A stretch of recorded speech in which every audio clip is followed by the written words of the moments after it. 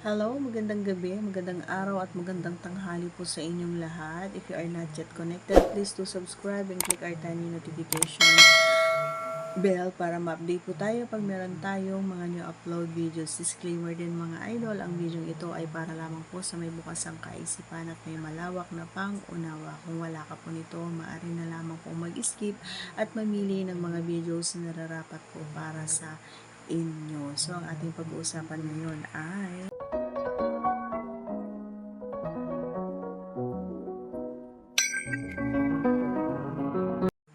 kapag ako yung nasa ibabaw, ano yung ginagawa ko? Ayan. So, isa-isahin ko mga idol, no? Kapag ako kasi yung umiibabaw, so alam na ng partner ko yan na gusto kong malabasan. Kapag hindi ako kumikilos, wala ako sa mood nun. Unang-una, kapag nasa taas na ako, ay hindi ko muna ipinapasok si Junjun kay Pipay. So, unang-una, nilalaro ko muna or lip-to-lip muna ako, and then hanggang taas hanggang baba, ganyan. Hanggang sa medyo nagtatagal ako dun sa kanyang Jolens, yan, yung ano doon sa may Osus. Yan, kasi may kiliti din yung mga boys dyan, no? And pababa yan, gamit ang aking dila. Pababa yan. Hindi ko tinatantanan yan hanggang sa pababa. So, syempre magtatagal tayo. Ayan, susubo natin si Junjun, ganyan, kakainin natin hanggang sa hindi ako tumitigil hanggang hindi ko marinig yung kanyang ligo.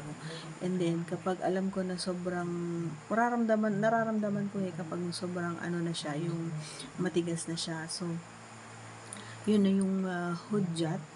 Yun na yung hudyat na uh, na uupo na ako and papasok na, ganon. Pero gusto ko habang ipinapasok ko ay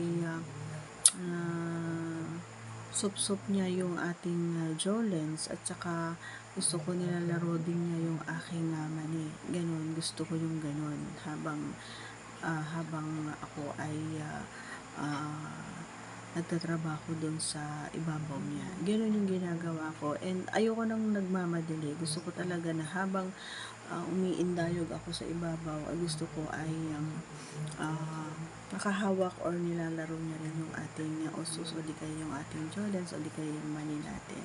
So, yun yung mga bagay kasi na makakatulong sa akin para mas mabilis akong matapos at makasabay din ako sa kanya. Kasi once na ako yung nasa ibabaw mga idol, ako segundo lang talaga.